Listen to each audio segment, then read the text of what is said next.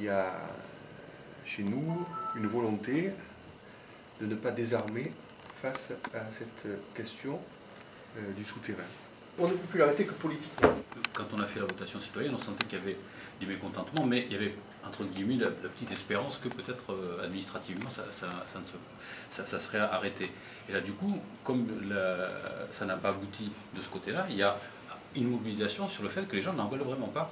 Et donc aujourd'hui, ils se disent, bon, mais il faut vraiment faire quelque chose.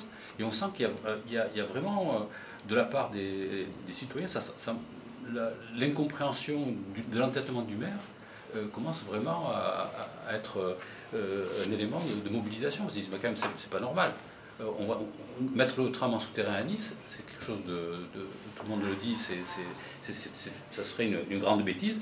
Et le maire continue quand même, surtout que ça va générer des frais financiers et endetter la ville et la métropole. Ça va faire obérer sur l'ensemble des projets que le maire devrait faire.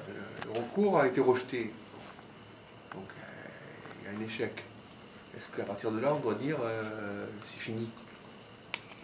Moi, je pense que maintenant, on rentre dans une phase de véritable construction d'un rapport de force politique. Moi, je suis persuadé que cette bataille, elle a été perdue juridiquement, mais qu'elle peut être gagnée politiquement.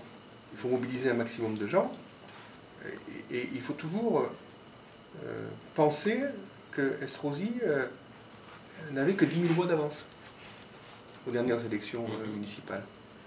Donc, s'il pense qu'il peut se permettre de prendre 15 ou 20 000 personnes sur une pétition qui lui disent on ne veut pas du souterrain quelques mois des élections, c'est son problème.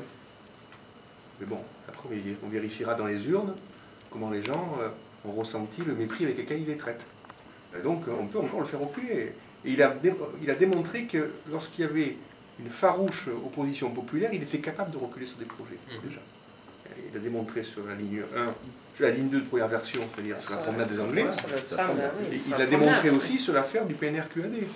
Qu'on le veuille ou non, quand il a vu les cascades de signatures s'accumuler contre la destruction des immeubles du 42 bis, il a fini par reculer. Franchement, hein, s'il y a un message à faire passer, c'est que c'est les Niçois qui ont entre leurs mains le destin de ce souterrain.